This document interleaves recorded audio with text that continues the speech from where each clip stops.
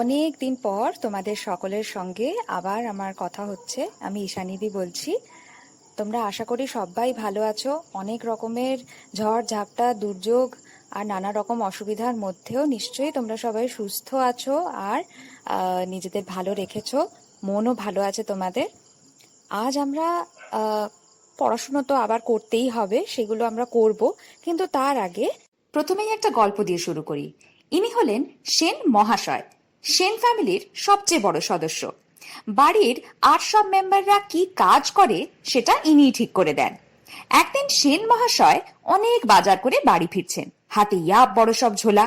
বয়স্ক সেন মহাশয়ের সেগুলো বইতে খুবই কষ্ট হচ্ছে। খানিক পথ চলার পর হঠাৎ তার সঙ্গে দেখা বাড়িরই ছোট্ট মেয়ে হেলার। মহাশয়কে অত বোঝা বইতে দেখে সে হেল্প করতে চাইলো। মহাশয় তখন খুশি হয়ে হেলাকে একটা দুটো নয়, সব কটা ঝোলা দিয়ে নিজে মুক্তি পেলেন। হেলাও খুশি খুশি ঝোলাগুলো সেন বাড়িতে নিয়ে এলো। কেমন লাগলো গল্পটা? এভাবেই তো হেল্প করা উচিত, বলো? এবার আসল মজাটা বলি। এই সেন ফ্যামিলি আসলে হলো সেন্টেন্স, আর সেন মহাশয় হলেন মেন ভার্ব। বাড়ির বাকি সদস্যরা আসলে সেন্টেন্সের সাবজেক্ট, যাদের কাজ বা অ্যাকশনগুলো ঠিক করে মেন ভার্ব।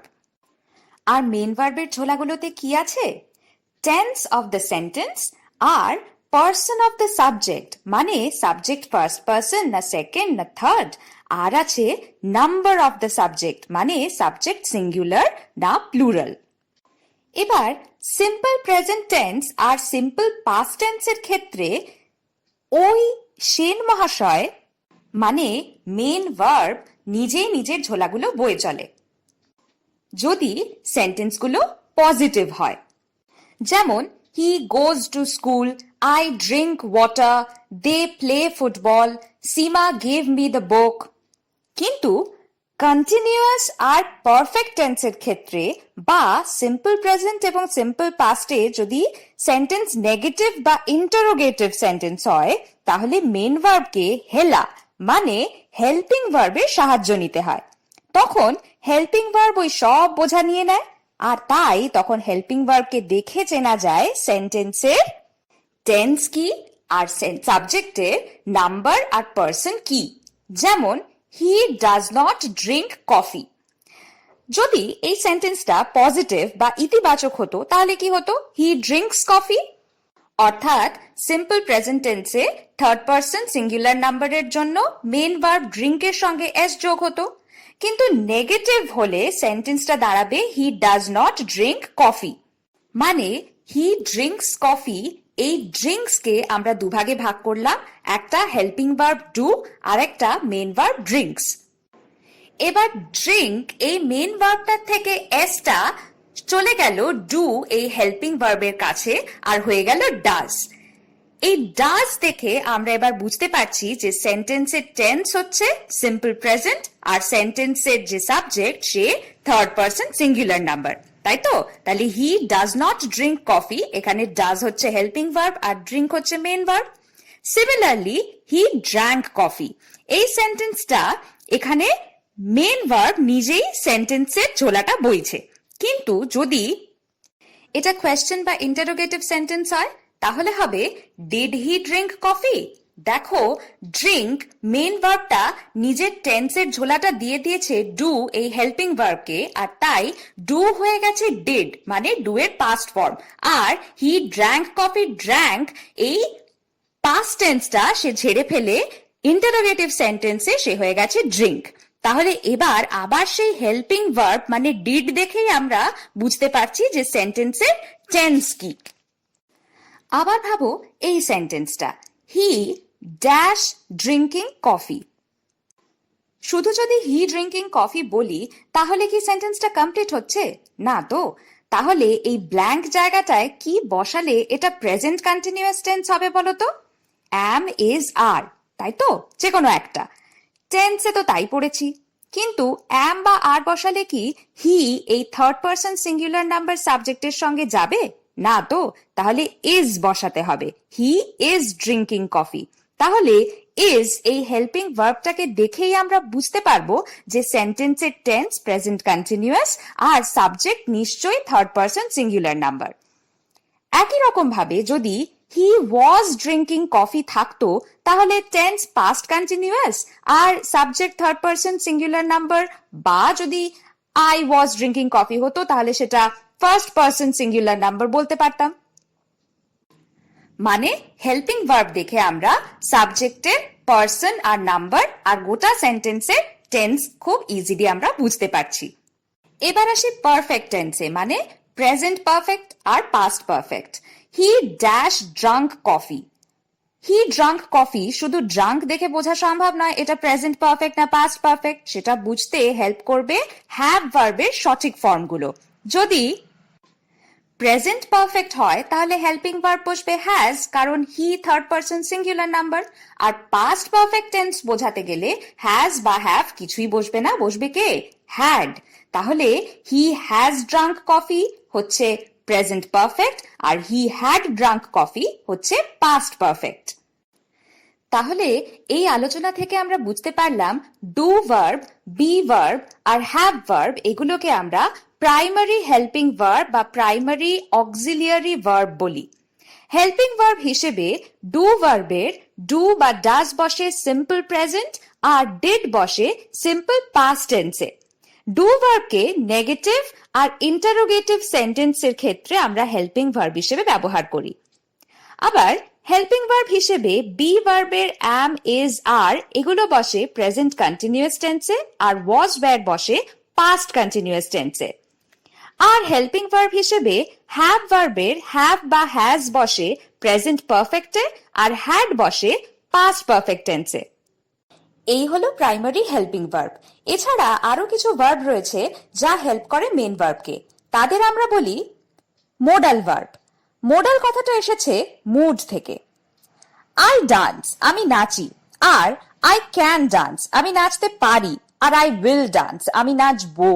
এই সেন্টেন্স গুলোতে ডান্স যে মেন ভার্ব সেটা একই থাকলেও দেখো ক্যান, উইল এই ভার্ব গুলোর জন্য সেন্টেন্সের মানে কতটা পাল্টে গেল। তাই এই ভার্ব গুলো যেহেতু মেন ভার্বকে হেল্প করে সেন্টেন্সের সঠিক মুড বা ভাব প্রকাশ করতে, তাই এই ভার্বগুলোকে বলে মোডাল ভার্ব। মোডাল ভার্বগুলো হলো can, could, may, might, shall, should, will, would, need, dare, ought to, use to. Will এই মোডাল ভার্বটা তো খুব চেনা, এটা ফিউচার টেন্সে আমরা ব্যবহার করি, সে তো আগেই শিখেছি তাই না? We will meet soon, I will sing a song, কাজটা করবো এই মুডটা প্রকাশ করি উইল এই হেল্পিং ভার্ব দিয়ে। এছাড়া বাকি মোডাল ভার্বগুলোর কিছু কিছু ব্যবহার আমি এখন আলোচনা করছি। যেমন ধরো ক্যান আর may. I can help you আমি পারি সাহায্য করতে তোমায়। এখানে পারি এই কথাটা ক্যান দিয়ে প্রকাশ করছি, অর্থাৎ ক্যান একটা মোডাল ভার্ব। এই পারাটা সাবজেক্ট আই এর এবিলিটি বা ক্ষমতাকে বোঝাচ্ছে। ঠিক আছে, এবার যদি বলি হি মে হেল্প ইউ, সে তোমাকে সাহায্য করলেও করতে পারে। এই সেন্টেন্সে মে এই মোডাল ভার্ব দিয়ে পারে এই কথাটা প্রকাশ করা হলো বটে, কিন্তু দেখো এটা কিন্তু একটা সম্ভাবনা বা পসিবিলিটি, করলেও করতে পারে, এবিলিটি বা ক্ষমতাকে কিন্তু বোঝানো হলো না। তাহলে ক্যান আর মে এই দুটো মোডাল ভার্ব দিয়ে কিন্তু দুটো আলাদা আলাদা পারার কথা প্রকাশ করা হলো। ক্যান হচ্ছে সাবজেক্টের এবিলিটি বা ক্ষমতা, যে সে এটা করতে পারে, তার ক্ষমতা আছে, হি ক্যান ডু ইট। আর মে দিয়ে আমরা কোনো কিছু করার সম্ভাবনা প্রকাশ করি। ইট মে রেন, বৃষ্টি হতে পারে, সম্ভাবনা আছে, এটাতে কিন্তু বৃষ্টি হওয়ার ক্ষমতা কিছু প্রকাশ পাচ্ছে না।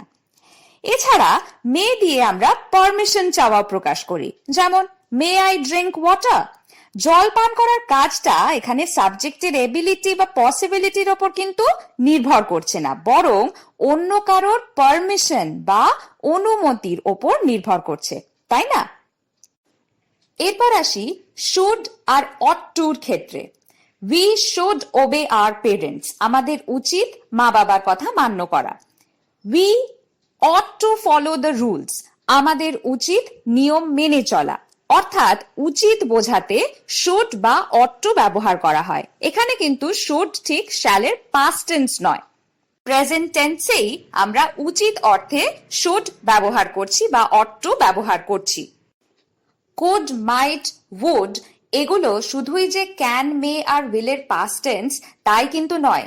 এগুলোকে প্রেজেন্ট টেন্সেও আমরা বিশেষ বিশেষ ক্ষেত্রে ব্যবহার করতে দেখি, কিন্তু এক্ষুনি আমরা সেগুলো আলোচনা করছি না। আগে যেগুলো আমরা আলোচনা করছি সেগুলো ভালোভাবে প্র্যাকটিস করি, তারপরে will come to this once.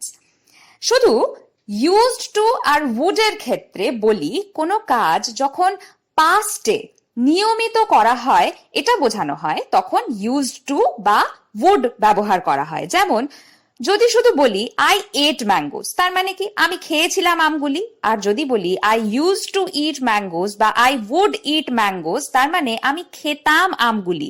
এই যে খেয়েছিলাম আর খেতামের মধ্যে একটা তফাৎ আছে। খেতাম মানে অতীতে বা পাস্টে এই খাওয়ার কাজটা রেগুলারলি বা নিয়মিত করতাম, সেটা বোঝানো হচ্ছে ইউজ টু বা উড দিয়ে। এবার আসি নিড আর ডেয়ারে। নিড মানে কিছু করার প্রয়োজন, আর ডেয়ার মানে কিছু করার সাহস। যেমন you need not go there, তোমার সেখানে যাওয়ার প্রয়োজন নেই। আর you dare not touch the box, তুমি খবরদার বাক্সটাকে ছোঁয়ার সাহস করো না। দেখো প্রথম সেন্টেন্সে গো এটা মেন ভার্ব আর নিড হচ্ছে হেল্পিং ভার্ব, আর দ্বিতীয় সেন্টেন্সে টাচ এটা হচ্ছে মেন ভার্ব আর ডেয়ার হচ্ছে এখানে হেল্পিং ভার্ব। নিড আর ডেয়ার কিন্তু হেল্পিং ভার্ব হিসেবে ব্যবহার করা হয় শুধুমাত্র বা মেনলি নেগেটিভ সেন্টেন্স গুলোতে। Dare not, need not. এত আলোচনার মধ্যে একটা জিনিস নিশ্চয়ই এতক্ষণে বুঝে গেছো যে সিম্পল প্রেজেন্ট আর সিম্পল পাস্ট টেন্সের সেন্টেন্সে প্রাইমারি হেল্পিং ভার্ব বা মোডাল ভার্ব যাই থাকুক তার ঘাড়ে সব বোঝা দিয়ে মেন ভার্ব কিন্তু একেবারে ফ্রি হয়ে যায়। তার গায়ে কোনো এস, ইএস, ডি, ইডি এসব কিন্তু আর থাকে না। যেমন হি প্লেজ ফুটবল থেকে হয়ে গেল he does not play football. He does not plays football বা he do not plays football এগুলো কিন্তু মোটেই হয় না। আবার শি প্লেড ভায়োলিন থেকে হয়ে গেল did she play violin. Did she played violin বা ডাজ শি প্লেড ভায়োলিন এগুলো মোটেই হয় না। ঠিক আছে, এবার আর একটা জিনিস বলি। সিম্পল প্রেজেন্ট টেন্স আর সিম্পল পাস্ট টেন্সে পজিটিভ সেন্টেন্সের ক্ষেত্রে একটাই ভার্ব থাকে, ঠিক আছে?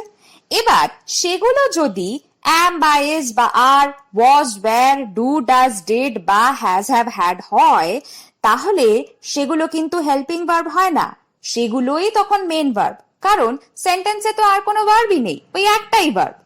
ঠিক আছে, যেমন দে আর গুড প্লেয়ার্স বা ইউ হ্যাড আ বুক বা হি ডিড দ্য সাম। এই সেন্টেন্স গুলোতে am, had, did এগুলো ছাড়া আর কোনো ভার্ব যেহেতু নেই তাই এগুলোই মেন ভার্ব। এবার ঠিক যেমন ভাবে অন্য কোনো ভার্ব থাকলে সেটাকে আমরা হেল্পিং ভার্ব ডু আর মেন ভার্বে ভেঙে নিই, তেমন ভাবে হ্যাভ বা ডু মেন ভার্বকে আমরা ভেঙে নিতে পারি। উদাহরণ দেখলেই বুঝবে।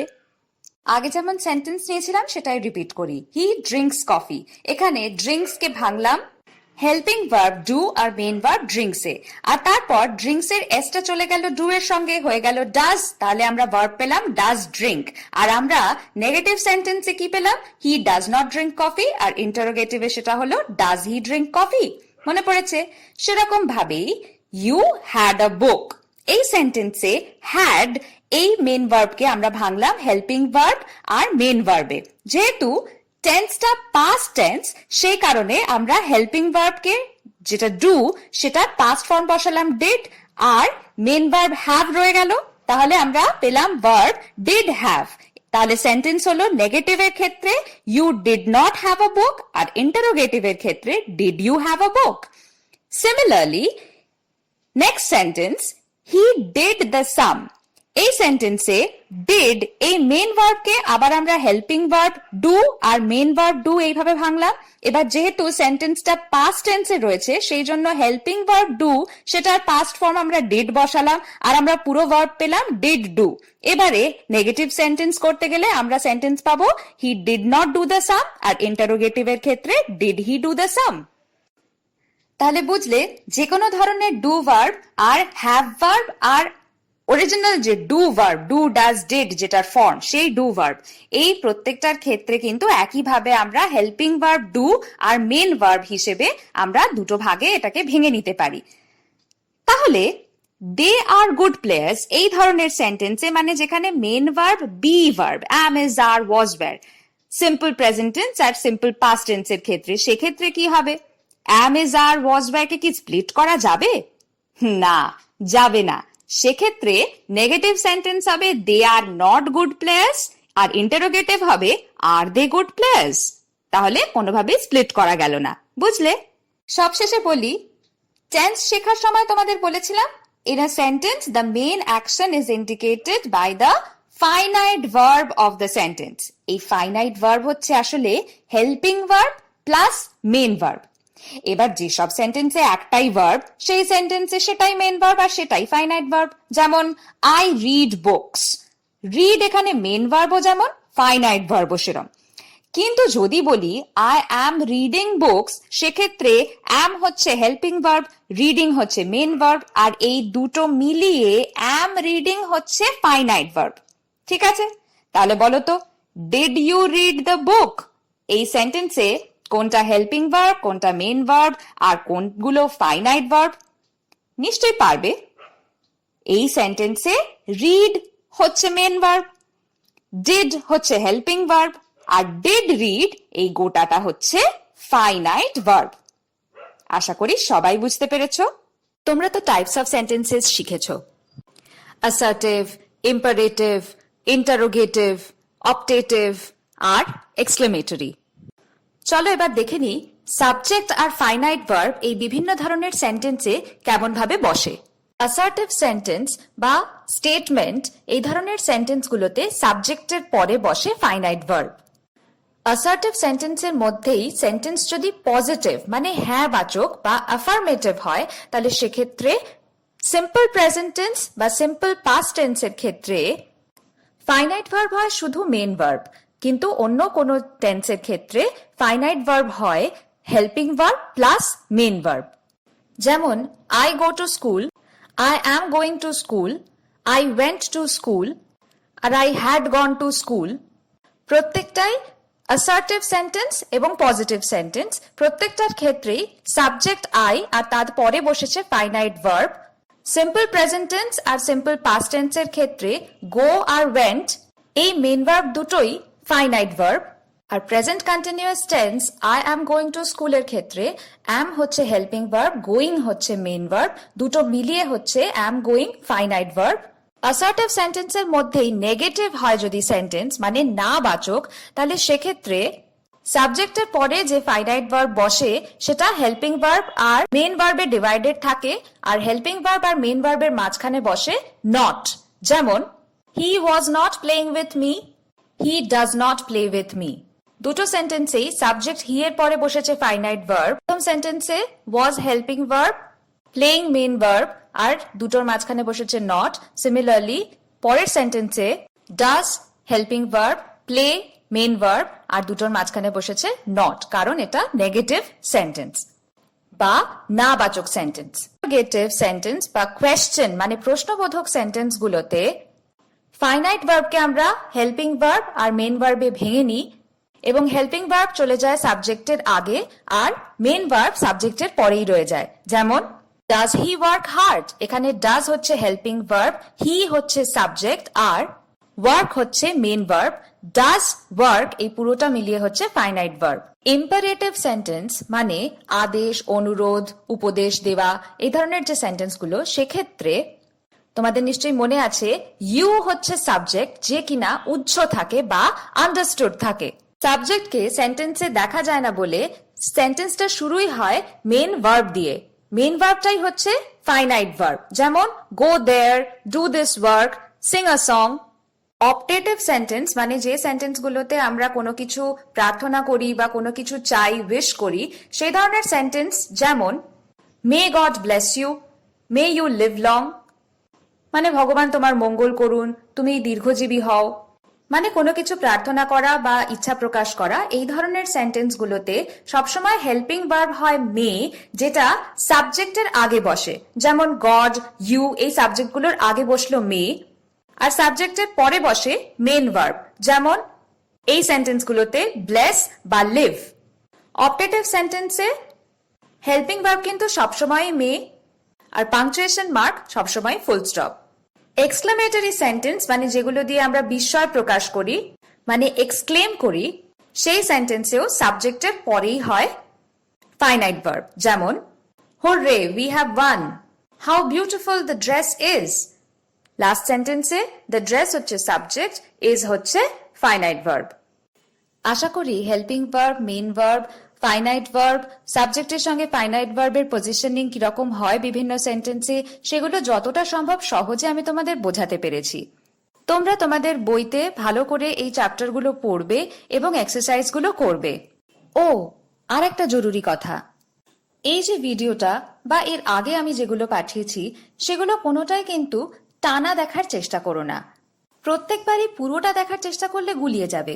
তার চেয়ে একবার প্রথমে পুরোটা শুনে নিয়ে তারপর অংশ বিশেষ শুনে ভালো করে সেই উদাহরণগুলোকে খাতায় লিখে ভালো করে বুঝে তারপরে আবার পরবর্তী অংশটাতে যাও। এইভাবে দেখবে এই ভিডিওগুলো থেকে তোমরা অনেক কিছু ভালোভাবে শিখতে পারবে। অনেক